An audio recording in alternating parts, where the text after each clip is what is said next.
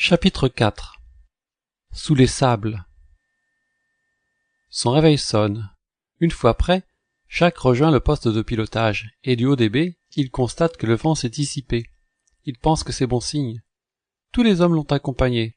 Novam est auprès de lui. Jacques, dit-il, peut-être trouverons-nous ce qui manque au puzzle que tu manipules depuis ton départ. Cette planète est étrange, elle nous cache quelque chose, soit terriblement effrayant ou absolument merveilleux.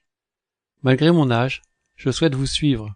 Je me sens irrésistiblement attiré par ce désert, et je crois que tous les hommes sont comme moi. Tu as raison. Préparons-nous et simulons notre départ. Équipons-nous en conséquence. Tous se retrouvent dans le niveau inférieur. Devant eux, maintenant, sans la protection de leur vaisseau, s'ouvre un monde à la limite de la lumière et de la nuit. Les 14 hommes se retrouvent ainsi à une 50aine de mètres du vaisseau, regroupés. Idriss cherche à s'orienter devant ce nouvel horizon. Mais d'un coup, le vent se lève en quelques dixièmes de seconde. Surpris, tous se font balayer comme des vulgaires poussières. Ce vent terrible qu'ils avaient déjà vu à l'action, derrière les vitres du vaisseau, s'est levé, comme s'il avait attendu que tous soient réunis dehors.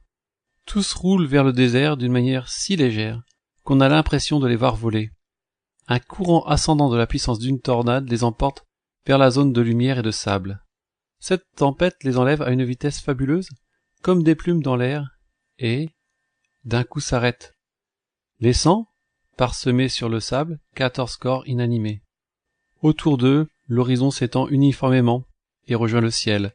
Le blanc du sable et des cieux se confondent. Jacques reprend connaissance et dresse la tête. Il se demande si un nouveau rêve ne l'aurait pas envahi. Sa nuit ne serait-elle pas encore terminée? Hélas non, il voit à quelques mètres un autre homme encore inanimé. Malgré son corps meurtri par les nombreux coups qu'il a reçus durant les instants où il fut soulevé par la tempête, Jacques se lève pour porter secours à son compagnon. Au moment où il s'en approche, celui-ci se redresse. C'est Novam, qui encore tout étourdi se demande aussi ce qu'il vient de vivre. Rien de cassé, Novam? Tu peux te redresser? J'ai mal au crâne, mais je crois que je suis entier. Mais qu'est-ce que c'était, cette chose-là? Je n'ai jamais vu un vent enlever des hommes de telle sorte. Novam, c'est quasiment inexplicable. Mais au fait, où sont les autres? À cet instant, Jacques et Novam regardent l'horizon et aperçoivent plus loin des silhouettes encore trop éloignées pour les reconnaître. Jacques et son compagnon marchent pour les rejoindre et par chance, ce sont bientôt 14 âmes qui se retrouvent. Tous saines et sauves, heureusement. Tous choqués, ils n'en reviennent pas d'être ainsi presque miraculés. Par contre, leur équipement ont sérieusement souffert. Ils n'ont plus que 2 litres d'eau pour tous et seulement la trousse de secours que Sophis, le médecin, porte autour de sa ceinture. La nourriture, les armes et les communicateurs télépathiques ont disparu, arrachés par la tempête. Mais Idriss brandit son détecteur de vie qui a, par chance, été préservé. « J'ai encore mon appareil, il semble encore fonctionner. Regardez, il indique la position du vaisseau où se trouve Noez. Nous pouvons constater que nous avons volé sur 310 400 mètres. Et le plus intéressant est qu'il nous indique une autre direction à la verticale, qui nous guide directement à l'opposé de notre point de départ. Je crois que c'est là que j'avais déjà détecté cette présence humaine. » À l'écoute d'Idriss, Jacques réfléchit. Car que faire? Retourner au vaisseau, avec 2 litres d'eau et 300 kilomètres à parcourir, dans un désert où l'étoile à l'horizon ne se couchera jamais, et qui les desséchera avant d'arriver vers un inconnu, sans but peut-être, sur une planète sans vie, sans avenir, et mourir assoiffé dans le néant? Tous vivants, mais pour combien de temps encore? Jacques, aujourd'hui, n'a plus Starker pour l'aider, et, seul, il est le responsable de l'équipe maintenant, il doit décider. Ces hommes comptent sur lui. N'a-t-il pas été nommé un jour grand dictateur du peuple Nilis? Il regarde un court moment Novam, qui a compris le sens de ses pensées. S'il y a un choix à faire, c'est à toi seul, Jacques, qu'il appartient. Jacques ne le sait que trop bien. Mes amis, nous sommes perdus dans le désert, entre vie et mort, entre lumière d'un côté et ténèbres de l'autre. Notre vaisseau se trouve à 300 kilomètres et l'inconnu de l'autre côté. Dans les 2 cas, nous avons peu de chances de survivre. Alors, je choisis pour ma part de partir à la recherche de cette vie que nous indique notre ami Idriss. Si personne ne veut me suivre, j'irai seul. Mais aussitôt, les hommes s'insurgent et lui disent qu'il n'est pas question pour eux de l'abandonner et que, perdu pour perdu, autant que le reste de leur vie soit un sacrifice utile à la découverte du mystère de cette planète. Alors, décidés, ils s'organisent pour suivre la direction que leur indique Idriss. Tout le groupe marche sur le sable blanc et fin. Ils progressent lentement. Jacques demande à Idriss: « As-tu des informations sur notre chemin? Avons-nous parcouru beaucoup de kilomètres ?» Idriss reprend son appareil et dit: « Depuis que nous marchons, nous nous sommes éloignés de notre base, mais rien de plus pour l'autre point de rencontre. Nous avons parcouru 8 kilomètres en 6 heures, et j'ai le sentiment que nous nous fatiguons terriblement. Il faudrait s'arrêter. » Mais à peine Idriss a-t-il parlé que derrière eux un cri étouffé se fait entendre. Tous se retournent et voient disparaître l'homme de queue qui s'était un peu écarté du chemin, à 20 mètres sur le côté. Le sable semble l'avoir avalé comme le font les sables mouvants. Tous se précipitent pour tâcher de le retrouver. Mais à proximité du trou creusé dans le sable, un autre s'enfonce, puis 2, 3, 4. Bientôt tous, sauf Idriss, Novam et Jacques, qui se demandent s'ils viennent de perdre définitivement leurs camarades. Ils se regardent hébétés, s'avancent vers le lieu de la disparition et se sentent aspirer à leur tour dans le sable. Ils disparaissent aussitôt du désert blanc. Sur le sol, seules quelques traces de pas sont encore présentes, indiquant qu'un jour, des hommes sont passés par là. Noëz est restée au vaisseau. Quand elle se réveille, la matinée est bien avancée. Elle n'est pas étonnée de ne trouver personne autour d'elle, car il était prévu qu'il sortirait. Elle prend le communicateur pour les appeler mais n'obtient aucune réponse. Elle insiste quelques minutes mais hélas, le silence persiste. Noëz se dit que Jacques et ses amis auront certainement voulu pousser plus loin leurs investigations du jour. Mais elle s'étonne que le temps ait aussi brusquement changé. Dans le sens où, au fur et à mesure de leur voyage, tout a l'air de se transformer sur leur passage, elle se dit: y aurait-il un rapport entre la tempête et leur sortie? Sa journée passe très vite et elle se met à espérer que bientôt ses amis la rejoindront. Alors elle décide de leur préparer un repas, comme elle aimait les confectionner sur ici. Noëz a mis le couvert, mais à l'horizon, toujours personne. Elle redescend dans la salle à manger et patiente. Installée dans un fauteuil, déçue mais sans angoisse, elle finit par s'endormir. Et bientôt, poussée par les pensées de sa journée passée à attendre, elle monte dans ses rêves. Alors la voici dans le désert de sable. Elle marche à son tour et suit les traces de pas de ses compagnons qu'ils ont laissés derrière eux. Durant des heures, elle suit les traces toujours présentes et marche sans faiblir. Elle arrive devant le vaisseau. Heureuse, elle comprend qu'ils sont enfin de retour. Elle se réveille brusquement, seule, devant le repas qui attend ses amis. Mais sans douter, elle a la certitude qu'elle les reverra. Mais quand? Dans l'espérance, Aqualus et Cléonis ont retrouvé confiance, car leur vaisseau, si longtemps considéré comme une épave, est désormais opérationnel. Elles peuvent enfin parcourir la planète Digger d'un bout à l'autre. Même si elles sont encore prisonnières, elles disposent d'un champ de manœuvre très vaste. Des jours et des jours ont passé. Elles ont appris à vivre sur leur nouveau domaine, et leur visage n'est plus le même qu'à leur arrivée. Leur crâne rasé a laissé place à une longue chevelure. Cléonis aime faire de ses cheveux un chignon au sommet de sa tête, les tirant pour laisser son front, sa nuque et ses oreilles dégagées. Sa peau est teintée, elle passe le plus clair de son temps à l'étoile de Digger, et la lumière les a brunis.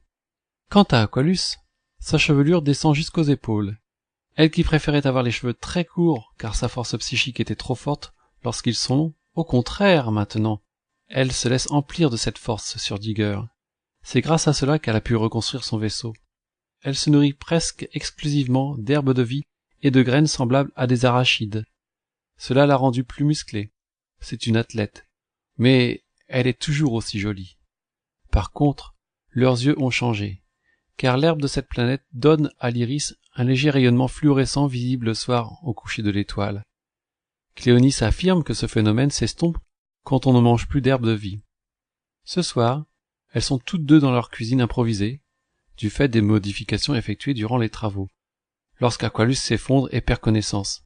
Cléonis s'apprête à lui porter secours, quand subitement, le corps de sa compagne se raidit et se met horizontalement en lévitation à près de 2 mètres de hauteur. et sans que ses lèvres ne bougent, elle dit: « Jacques, laisse-toi ensevelir dans les sables du désert. Va dans les profondeurs infernales qui entourent la lumière de l'amour. Celle-ci est cachée au centre, et seules vos mains pourront libérer le cœur ardent. Alors de 12, vous passerez à 24. La nuit deviendra jour et l'amour sera pour tous réalité. » Ces mots, une fois prononcés, Aqualus retombe et Cléonis par réflexe se précipite pour la rattraper, lui évitant ainsi une chute brutale. Aqualus ouvre les yeux et lui demande: « Pourquoi suis-je dans tes bras ?» Cléonis lui raconte, mais elle ne se souvient de rien. Dans les profondeurs du sable, où s'enfoncent depuis quelques secondes les hommes, Jacques aperçut l'intégralité des paroles d'Aqualus comme par télépathie.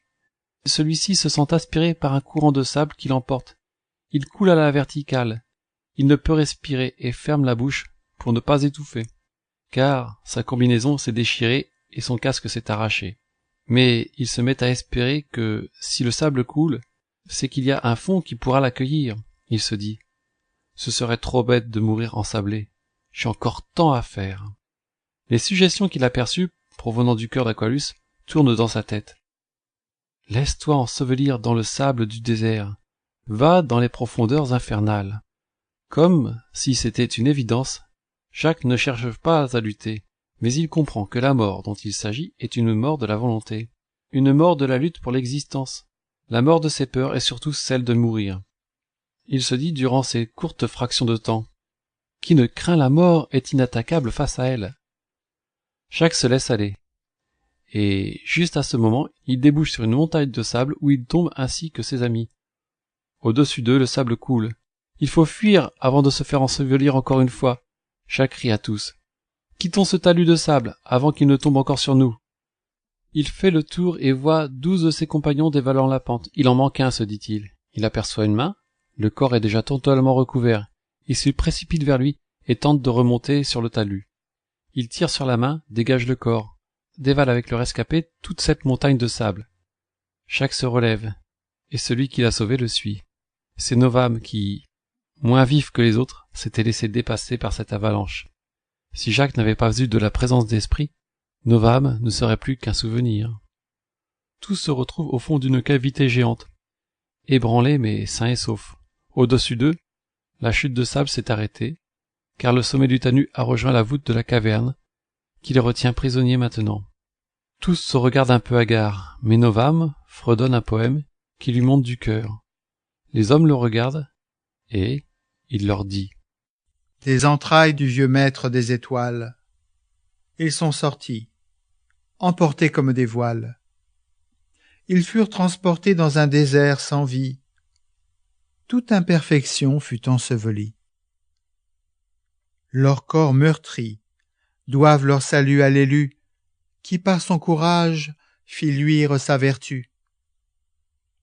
Et la mort n'est plus leur ennemi redouté, car confiants, se laissèrent glisser vers leur destinée. Au fond de leur trépas, il leur faut cheminer, perdus dans l'oubli, retrouver leur liberté. La vie a un prix, celui du sacrifice.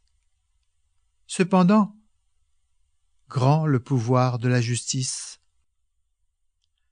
Courage, homme, malgré ton obscurité, l'amour t'ôtera l'ombre et la cécité. Oui, pour vous je me répète, trouvez l'amour. C'est lui qui vous conduira vers le grand retour. Mes amis, une force nous porte malgré nos difficultés. Je pense que nous ne devrons jamais baisser les bras, ajoute Jacques. Ces mots redonnent confiance à l'équipe. Alors l'âme scientifique d'Idriss, un peu choquée, reprend le dessus. Regardez autour de vous. La lumière sort des pierres qui nous environnent. Une partie en est phosphorescente. Comment pouvons-nous sortir d'ici, demande Jacques. Ton appareil peut-il nous donner une direction à suivre? Par chance, je ne l'ai pas perdu. Mais il m'indique seulement les traces de vies humaines. Pour être plus précis, je crois qu'à travers la grotte, la direction serait de retrouver Noès, de remonter cet immense cône de sable et crever le plafond de roche. Mais je doute que nous puissions y arriver. L'autre indication est de partir à l'opposé. Idriss montre le fond de la grotte qui semble s'étendre beaucoup plus loin et descendre encore plus dans les profondeurs de la planète. Tu veux donc nous faire comprendre qu'il n'y a pas d'autre solution que de continuer notre recherche? Nous n'avons plus le choix, surtout pas celui de faire demi-tour. Je crois bien que c'est cela. Le vent d'abord, le sable ensuite. Tout se conjugue contre nous, soupire Jacques. Ou pour nous, ajoute Novam. Cette planète est vivante et nous parle. Je pense qu'il y a pour nous un chemin à parcourir ici. Et peut-être nous attend-il depuis longtemps. C'est évident, nous continuerons. Mais que reste-t-il de nos instruments, de nos réserves d'eau et de nourriture? Même nos vêtements sont déchirés. Jacques, je m'étonne de te voir si défaitiste ces derniers instants. Ne m'as-tu pas sauvé des sables? Toutes tes aventures n'ont-elles pas montré que l'impossible est toujours possible? Par hasard n'aurais-tu pas perçu un rêve durant ta chute dans les sables qui t'aurait guidé? Comment le sais-tu? Maintenant nos destins se sont rejoints, et nous percevons ce que tu perçois. Nous sommes tous ici pour t'aider dans ta recherche. Tu as 12 hommes pleins de qualités avec toi, et un 13e pour te guider. Il est vrai qu'Aqualus semble m'avoir soutenu ces derniers temps. Sa force est très redoutable. Elle est une des dernières Lunis à avoir gardé intacts ses pouvoirs. Elle m'indiquait d'aller dans les profondeurs et trouver. Trouver quoi? Demande Novam. L'introuvable, trouver l'introuvable, c'est comme cela que je l'ai interprété. Je me rends compte que je n'ai pas peur, et comme tu le dis, Novam, ce n'est pas le moment pour se plaindre. Si tous sont d'accord, continuons. Jacques, tu n'es pas né Lunis, mais tu es des nôtres. Prends confiance en toi. Ce n'est pas parce que tu as vendu des aspirateurs que tu es un incapable. Tu as plus de qualités que nous tous réunis. Même si l'on vend des aspirateurs, on peut néanmoins être un homme d'exception. Je ne suis pas très intelligent, mais j'aime l'humanité, et si ma vie peut être utile, alors j'accepterai de mourir sans regret. C'est la raison pour laquelle j'ai accepté de prendre place dans ce rôle pour le peuple Lunis qui me semble bon. Jacques, fais ce que ton cœur t'ordonne, reste simple. Ne fais pas comme moi dans ma jeunesse. Par ma cupidité, de nombreux hommes sont morts inutilement à cause de moi. Je porte encore ce fardeau, et il me pèsera toute ma vie. Jacques hoche la tête, regarde tous ses compagnons et leur dit « Quittons cet endroit, des éboulis pourraient encore se produire, nous serons en sécurité plus bas. » Idriss, indique-nous le chemin à suivre. Il faut plusieurs heures pour quitter le couloir dans lequel ils sont arrivés, et c'est une grande surprise qui s'offre à eux lorsque, après avoir descendu une pente plus raide que les autres, ils arrivent en haut d'une vallée plus vaste qu'une ville, qui, d'après Idriss, s'étend sur plus de 30 kilomètres.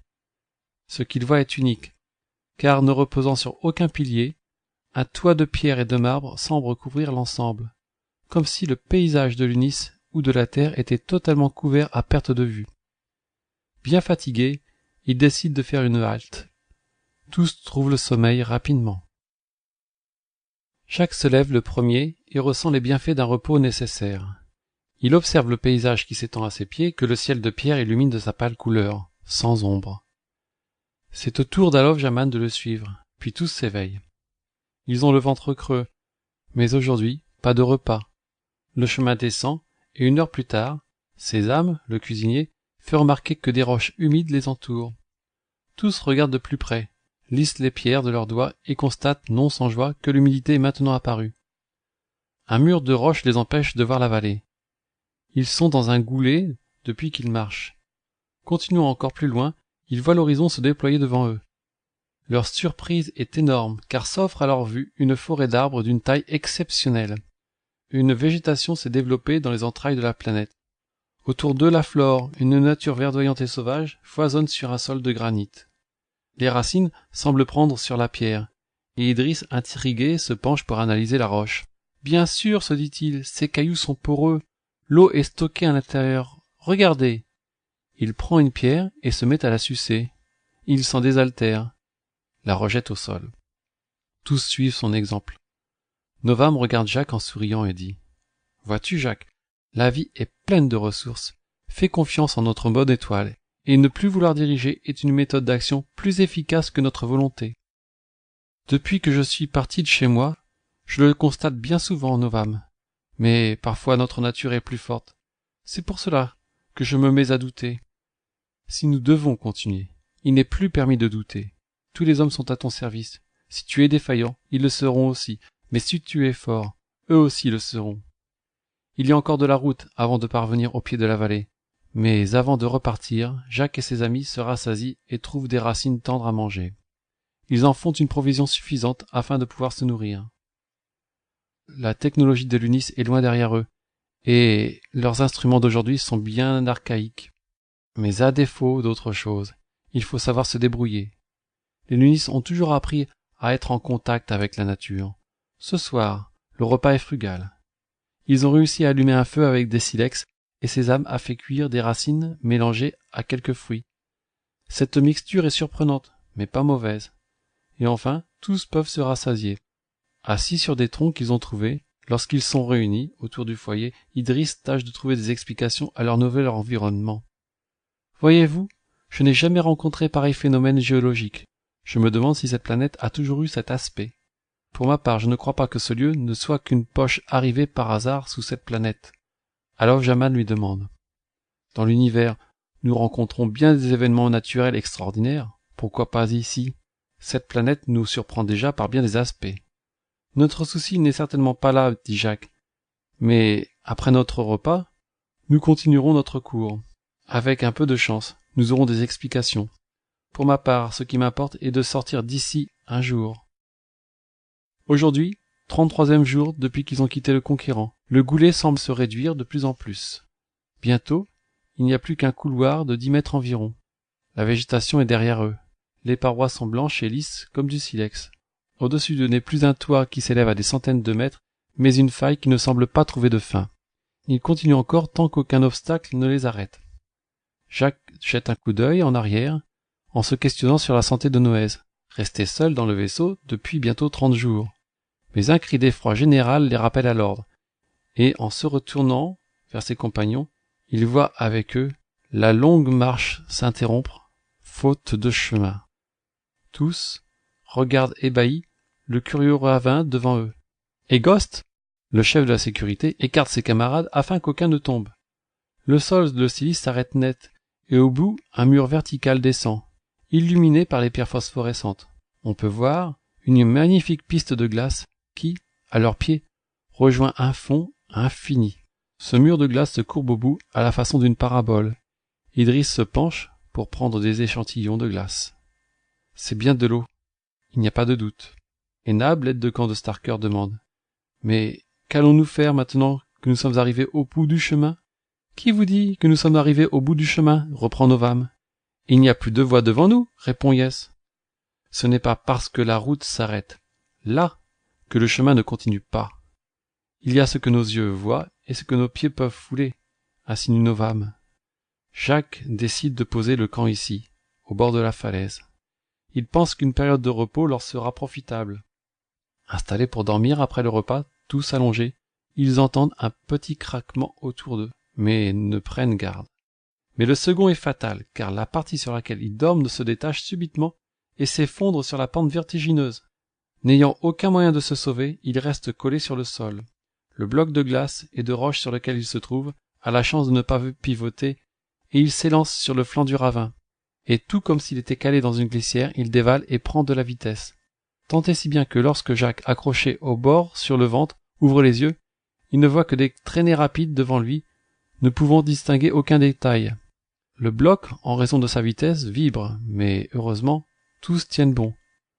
Après une chute qui dure plus de 2 heures, la faille infinie se relève et ralentit enfin le socle qui les a portés dans leur glissade extraordinaire. Leur pierre d'accueil finit enfin par s'arrêter, mais à ce moment elle bascule, et bien que paralysés, depuis le début, tous se précipitent au sol pour ne pas être écrasés. Ils sont épuisés. Personne ne se relève. Pourtant, le sol est gelé. Watt, le technicien des énergies du vaisseau, est le premier à reprendre conscience. Comprenant que ses amis risquent de ne jamais se réveiller, pris par le froid du givre, il les relève de force et les conduit contre la face arrière du rocher qui les a amenés jusqu'ici, car la paroi était en friction contre la rampe et s'est fortement échauffée.